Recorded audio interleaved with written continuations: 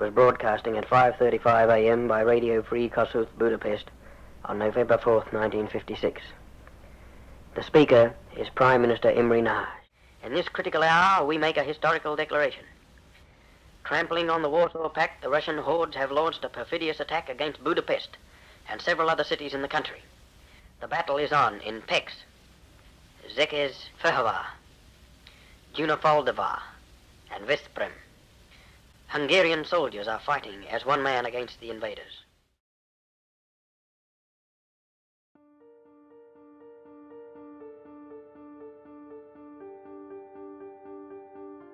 After the end of World War II in 1945, Joseph Stalin's regime absorbed Hungary, along with Poland, Romania, and other buffer states, into its rule. The expansion of the Soviet sphere of influence divided Europe into the communist East and the liberal West, which led to the bloodless conflict known as the Cold War. Under Stalin's stable leadership, Hungary's Soviet-aligned premier, Matyas Rákosi, joined the Warsaw Pact in efforts to maintain peace. However, this act subsequently crushed Hungarian freedom under Stalin's iron fist. By 1949, Rákosi's harsh administration had taken a toll on Hungarian citizens, and the first signs of radicalism bloomed into an imminent uprising. Under Stalin's influence, Rákosi endorsed the AVO, the Hungarian secret police, to censor local newspapers and root out all opposition, sending over 100,000 writers, idealists, and politicians to prison. Poor representation in government and the lack of human rights protection led to discontent. Heavy industrialization forced by Soviet steel production limited the Hungarian economy and resulted in monstrous war hysteria. For 4 years, Hungary remained in oppression until Stalin's death, which crowned Nikita Khrushchev as the new and more progressive leader of the Communist Soviet Union in 1953. During Khrushchev's rule, Hungarian political ideology started to change. Nationalism emerged as a force stronger than 1,000 tanks. Liberalism, sparked by English and French revolutions, instilled primitive ideas of free speech, open elections, transparency, and a capitalist economy among Hungarian revolutionaries, which was met with fury under Rákosi's administration. With de-Stalinization well on their way, Khrushchev loosened Soviet restrictions and the fight for liberty began to brew in Budapest.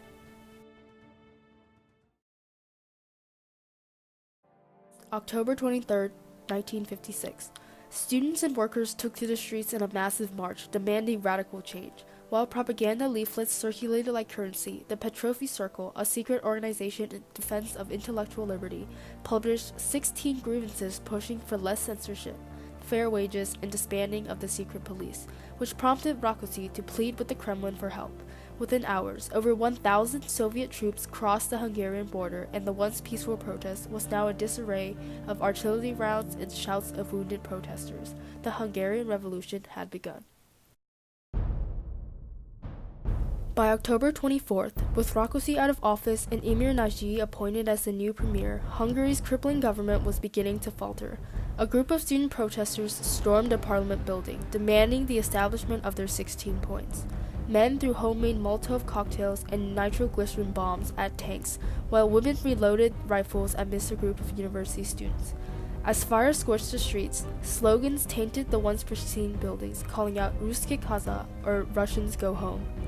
Revolutionaries also ripped apart the Hungarian tricolor, leaving a hole where the communist emblem once stood.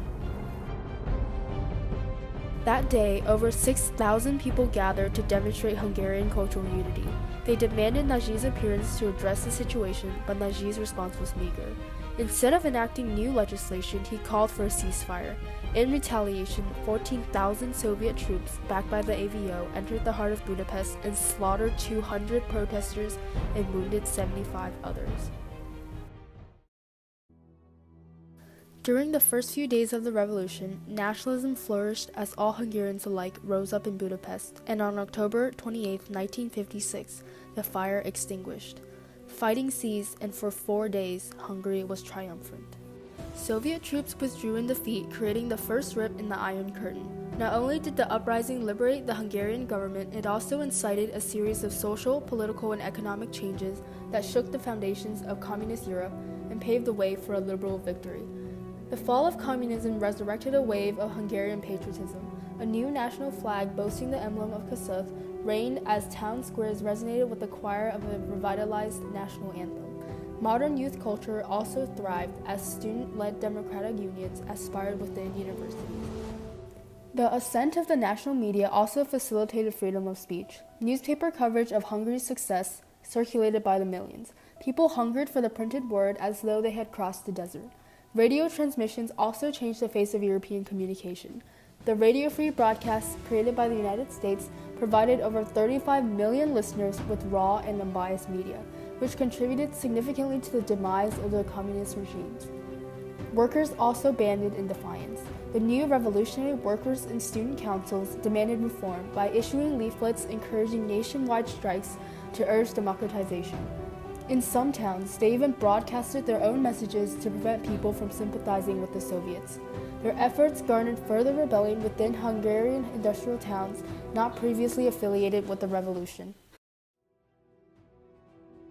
I would say in terms of a break in communism, possibly within Hungary itself, because a lot of the people that used to be associated with the Communist Party, basically, after it was reformed by the Soviets, a lot of people didn't join that Communist Party anymore.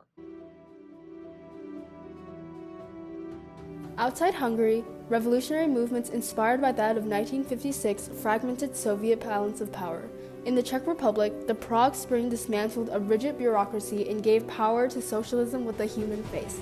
Similarly, under Gomulka's leadership, Poland reconciled communist and nationalist tendencies.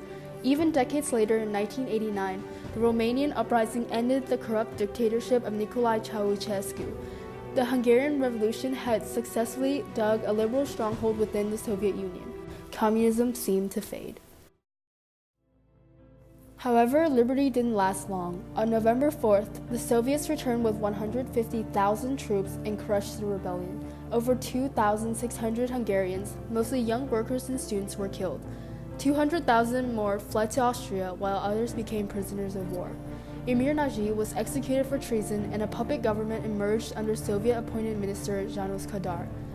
For 35 years, Hungary remained under communist rule until the collapse of the Soviet Union in 1991. The defeat of the 1956 revolution became one of the most tragic events in Hungarian history. Yet under Kadar's policies, Hungary experienced a miraculous period of prosperity for the first time since 1848. Kadar's goulash communist tactics relaxed government censorship, opened a free enterprise market, eliminated administrative regulation in certain business sectors, and centralized planning to increase progress. Single-party elections increased civic participation. A pragmatic rule in the late 1960s eventually raised Hungarian standards of living. The new economic mechanism eased foreign trade restrictions, incentivizing businesses to produce more goods. Industry was replaced with services, and decentralized planning introduced new taxes for revenue, while opening up trade to Western countries. Hungary did have sort of a special position within the Soviet bloc,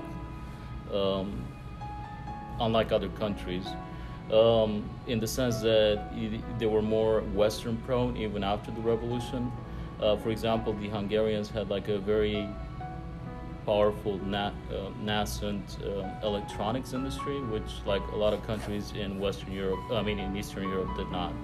One of Kadar's most successful reforms was the redistribution of sizable plots and ample livestock to the peasants pushed off farms during Stalin's collectivization. His policy gave the choice for farmers to choose between collective or cooperative farming, and granted substantial government investments. By 1962, more than 95% of all farmland had been formed into state farms. As a result, Hungary became the only country with a centrally planned economy where crop output increased as a result of collectivization. But I would say overall probably not a victory. I would say overall the revolution just showed the sheer brutality that the Soviets would be willing to again implement within their sphere of influence. Overall, the Hungarian Revolution symbolized the insurgence of liberalism among a communist-dominated sphere and exposed the weaknesses of Eastern European politics to the world. Despite its tragic outcome, the heritage and experience of 1956 would forever change the progress of Hungary through the 20th and 21st century, serving as an invaluable weapon for a new generation of Hungarians as they move into battle to reopen the unfinished war against bureaucracy.